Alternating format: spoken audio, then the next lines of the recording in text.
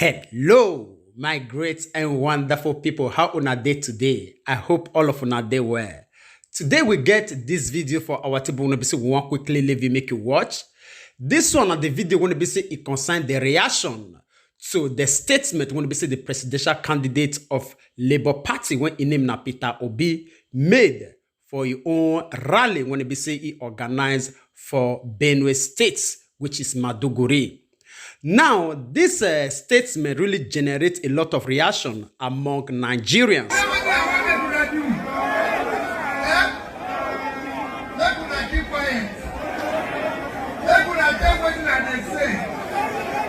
when I come into government, if I don't do and say, this man will say. First, what did I tell Nigerians to say? I want to be president of Nigeria. I'm a Nigerian. And I want Nigeria to hold me responsible if I don't turn around Nigeria. All right. That one at the statement when they say it don't cause a lot of uproar among Nigerians. Where Peter Obi say he want make Nigerians hold accountable. If he eventually become the president of this country, say all these things when they say if they talk around, they go so for campaign. If he not implement them, turn Nigeria around for the good. Now we get this video interview when they say we get from our own human rights activist and also a lawyer when he be say in name na Dele Farotimi. Yes, una sabi this man very well. Now no say the man in not the fail. Yesterday for Arise News interview, they called this man, ask him this question. And I want make you all sit down, listen to how this man break this issue down and also stand to even add value to this very word when the BC Peter Obi release. So this man disappoint the interviewer. Oh yeah, watch. We'll come back for the conclusion. At least a member of the Labour Party Presidential Council. Great to have you for the program. I mean, your presidential candidate said again yesterday, tape what I am saying, record me. You can play back as evidence. But where is his manifesto? Well, you asked me this question before, and I remember that I did tell you at the time that it is the exclusive right of the candidate to release this document. I have seen a draft of it, and I believe it was a final draft. But I'm also aware that when you have the kind of coalition that has coalesced together to birth the platform on which Mr. Peter Obi is running, you are going to have diverse interests who would also have ideas and inputs they might want to put in the manifesto. So I'm aware that there are certain internal discussions going on that is delaying the release of the manifesto. But it is critical that we move beyond manifestos. I'm not saying that this is not an important document and shouldn't be part and parcel of the political process, because it is at a minimum a statement of exactly what it is that the candidate intends to do. But because of our recent history, where people have authored voluminous manifestos that promises pies in the skies, and I've even seen a few released in this cycle, including the ones that would ignore the eastern seaboards to be building dry docks. But I know that in due course, the manifesto will come out, but character matters. And the candidate in question is a man of integrity and character. He's in the public space and has been for a few years. And he has a history of following up his words with action. He talks and he does exactly what he says that he will do. So he has a record in the public space of matching his words with performance. So whilst I'm not suggesting that his words should be the substitute for a documented manifesto, I assure you that the manifesto is receiving very urgent attention, and in actual fact is behind schedule and should have been released a week or two back, but I'm sure that it will be coming out in the coming days. I'm sorry I keep saying this like a broken record, but I'm sure it will be resolved. Okay. The Director General of the Obi Dati Ahmed campaign organization, that's Dr. Donyo Kupe, was on television. I had a press conference at which he categorically stated that the Labour Party presidential candidate and his running mate would not attend any town hall or presidential debate where other key presidential candidates are absent. Some people say, no, that's not a good idea. That the candidates of your party, the candidate of your party, should seize every available opportunity to engage with Nigerians and sell the party's ideas instead of looking across the fence at whether the neighbor is going to be present or not. You see, when we have an electoral process that has also incorporated debates and town hall meetings, interactions with the public, at least critical members of the public, since not every one of the 200 million Nigeria would fit into this stadium where they have these jamborees. The expectation is that the likes of you who can ask critical questions would have the opportunity to ask these questions of the presidential candidates. At least there are 4 leading candidates who are expected to subject themselves, at least submit themselves to this process. But a particular candidate, in person of Asiwaju Bola Ahmed Tinubu, has been particularly evasive and dodgy about submitting himself to any sort of interrogation that is outside his control. We have had occasion to jokingly demand that he should come and submit himself to the Arise studio, that I'll wear his cap, the bat cap, for as long as this season lasts, if he would dare. But the gentleman has continued to evade this.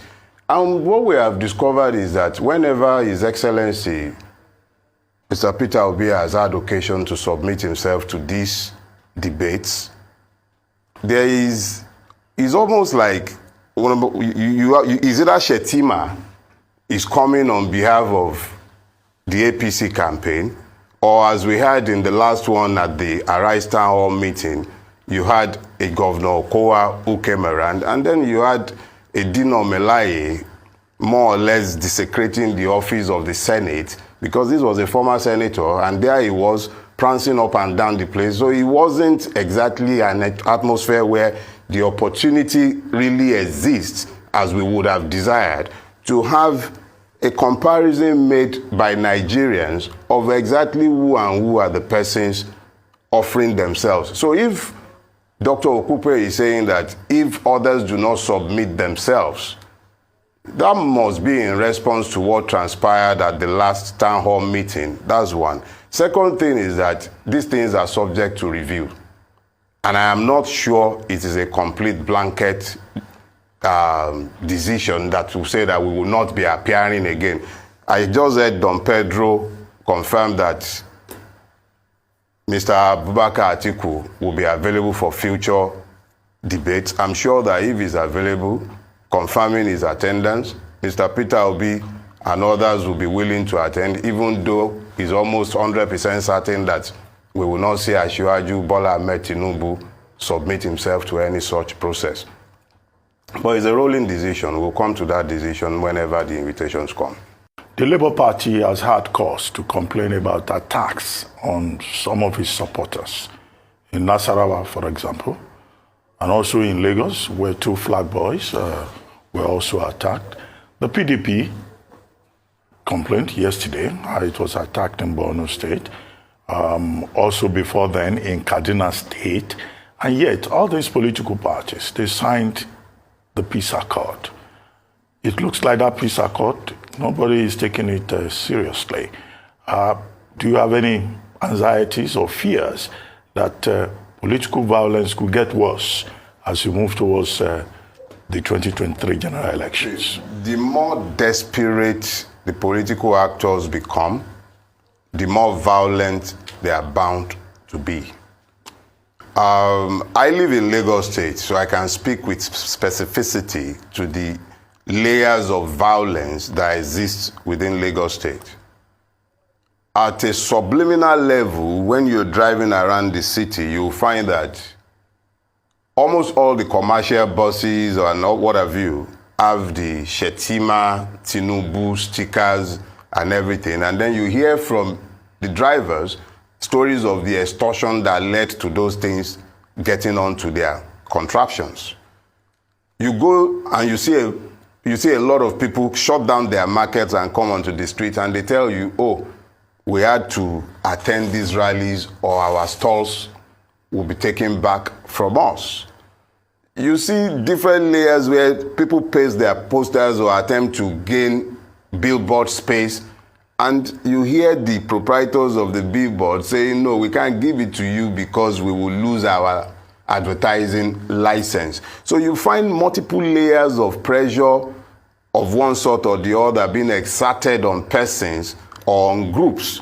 And then you find outright intimidation, sometimes by even security agents. The flag boys were primarily stopped inside Lekki by policemen, not just thugs. So you have a confluence between the Agberos in Lagos, the police in Lagos, all seeking to assert the powers of the hegemony that rules in Lagos. And that's it right there, open daylight, happening every day.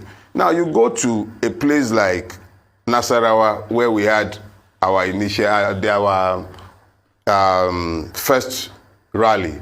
What you find is that a lot of people were surprised at the turnout, and they did everything they could to suppress the crowd and to attack the persons who are heading to these rallies. And so and to make it worse, just as you've pointed out in Borno yesterday, you had the police issuing a release that is a stark contradiction to the video evidence that we've all seen this morning.